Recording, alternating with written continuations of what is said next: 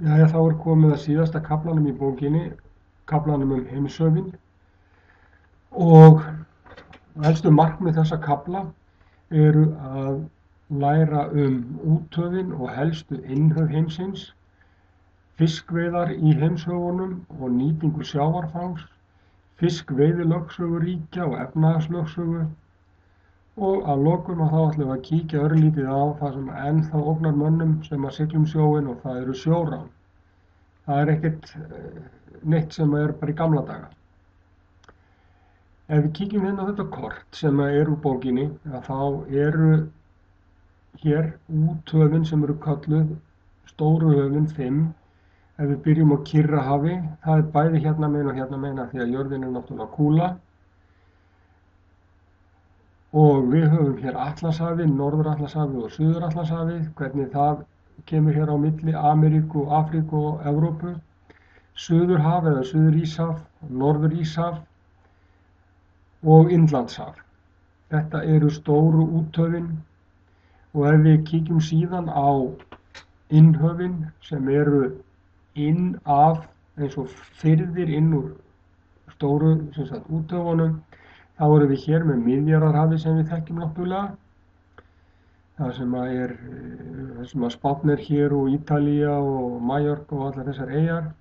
Nú annað innhaf sem er nálægt okkur er Norðursjórinn sem er hérna, Eystrasaltið hérna inn á milli Norðurlandana, milli Svíþjóðar og Eystrasaltsríkjanna hérna og Barentshaf, þar sem að menn hafa veitt, Íslendingar hafa stundum veitt þorsk dálítið mikið. Og við förum hérna í vestur í Karíbahafið eða Karabíska hafið og hér er Mexíkóflóið, það sem að Golfstraumurinn kemur og fer hérna Norður-Atlantshafið og við færum okkur hér aðeins sunnar og í innhöf af Indlandshafi þá erum við hér með Rauðahafið, við erum með Persaflóann, Arabíuflóann og við erum með Bengalflóa sem er hérna á milli Indlands og Indókína, Víetnam og Laos og þeirra landa. Við erum með Suður-Kínahaf, við erum með Ókhotska haf og Beringshaf. Þannig að þetta eru svona helstu innhöfin sem við þurfum að þekkja. En það eru nokkrar spurningar sem við þurfum að svara í kringum höfin, til dæmis hver á hafið og hvað sem í því er, aðalega fiskinn og hvað ógnar lífinu í hafinu. Og við skulum kíkja örlítið á næsta kort. Þetta er sama kortið en örlítið stærra og hér er Atlantshafið, hérna er Ísland og við þekkjum það, við veiðum loðnu og við veiðum síld og við veiðum þorsk og núna á síðustu árum þá veiðum við líka makríl. Hann er farin að flytja sig hérna norður og við Íslendingar veiða fullt af makríl af því að það er hlýna svo sjórinn. Nú í Barentshafinu er þorskur líka eins og í kringum Ísland. Þorskur er einn mikilvægasti fiskurinn í öllum heimshöfunum. En það sjáum við að hann er veiddur mjög víða hérna í Atlantshafinu. Nú það er önnur fiskitegund sem við líka veit mikið, það er síld, hún er veidd hérna. Síld er veidd hér við Alaska og norsk-íslenska síldin gengur hérna á milli. Þetta er mikilvægur fiskur fyrir Íslendinga. Sardínur, þær eru hér við vesturströnd Afríku og sardínur eru líka hér við vesturströnd Suður-Afríku og hér við Kína, þær eru mjög víða. Annar fiskur sem er víða veiddur er laxinn, hann er hér í Beringshafinu og hérna við Kína. Hann er hér á Kyrrahafsströnd Bandaríkjanna, kringum Seattle hérna við Alaska. Hann náttúrulega veiðist við Ísland og ansjósur, það er sem trúlega veitt einna mest af ansjósum af öllum fiskitegundum í heiminum af magni til. Þær eru hér í Mexíkóflóa og aðalega hérna fyrir utan Perú og Chile. Þeir veiða mjög mikið af ansjósum og síðan er túnfiskur veiddur hér víða og ef við kíkjum á skelfisk, þá hann veiddur víðast hvar við strendur. Þetta eru þessi helstu fiskitegundirnar og þær eru mjög víða í sem sagt hættu. Það er veitt allt of mikið af fiski. Aðallega er það vegna þess að skipin eru orðið svo óbáslega fullkomin að við ráðum að skipin eru stór og fullkomin og fiskileita tækin, þannig að við ryksugum sjóinn og hugsum ekki nóg að verði einhver fiskur eftir í sjónum. Nú, allir ríki vilja ráða yfir sínum fiskimiðum og hér er kort tvö kort af rauninni því sama. Hérna er Ísland og önnur ríki við Norður-Atlantshaf og þið sjáið línurnar hérna. Þetta eru allt saman 200 mílna lögsaga, efnahagslögsaga. Innan þessara lögsögu ráða ríkin því hvað er veitt.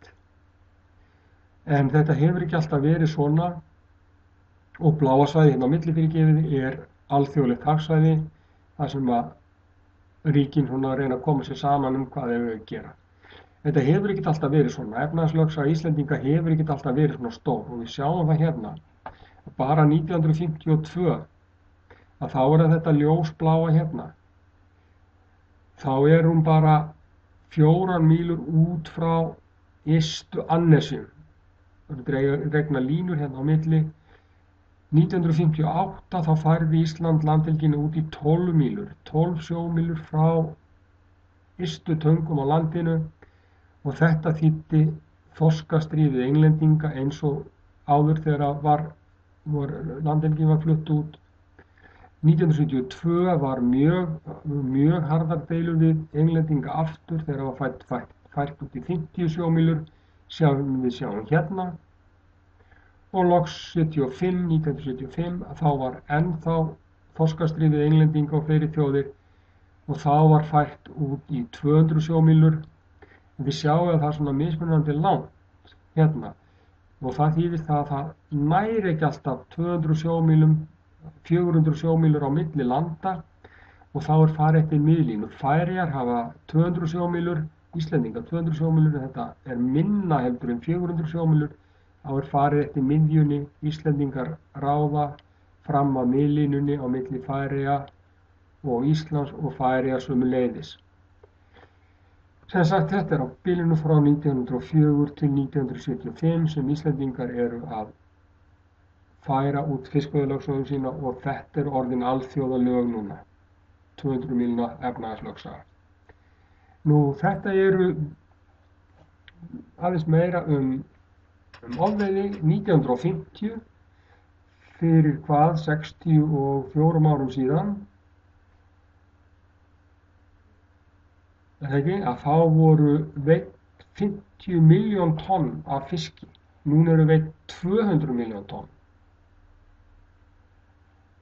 Þannig að þið sjáu hvað þetta er 4 sinnum meira og það eru þorskur og síld hérna í Norður-Atlantshafi sem eru ofveidd. Sardínur hérna í Norður-Kyrrahafi, bæði hérna og hérna eru þær ofveiddar og ansjósur við Perú og Síle, þær eru ofveiddar. Nú hér er engin þorskur lengur við Nýfundaland, hann er bara búinn, hann var kláraður. En það er fleira sem að ógnar heimshöfunum og það eru mennirnir. Við höfum farið mjög illa með heimshöfin. Hér er og stórt olíuskip sem strandaði við Alaska, þetta heitir Exxon Valdez, sem að Esso olíufélagið átti. Það strandaði og brotnaði sundur og öll olían sem er í því fór í sjóinn og hér er mynd af fugli sem að lenti í olíubrákinni, þeir eiga sér ekki viðreisn á von, þeir bara drepast. Nú það er annað sem að ógnar í hafinu, það er plast. Hér sjáum við plastflöskur á strönd. Hér sjáum við pelíkana, hann er að fara að éta þennan fisk hérna en hann áttar sig ekki á því að fiskurinn er inn í plastpoka. Hann hefur verið lifandi inn í plastpokanum einhvern veginn vegna og hann er að fara að éta fiskinn og plastpokan. Hér sjáum við albatross, ef við kíkjum hérna er goggur og auga og svo er þetta fiðrið og beinagrindin og sjáum við hvað hann hefur étið. Hann er búinn að éta fullt af plasthlutum sem eyðast ekki og þeir draga hann smám saman til dauða. Eins fara alls konar eiturefni, áburður frá görðum og plastið út í sjóinn og það ógnar honum. Nú, fyrir þá sem að ferðast sjóinn þá er þetta svolítið hættulegt.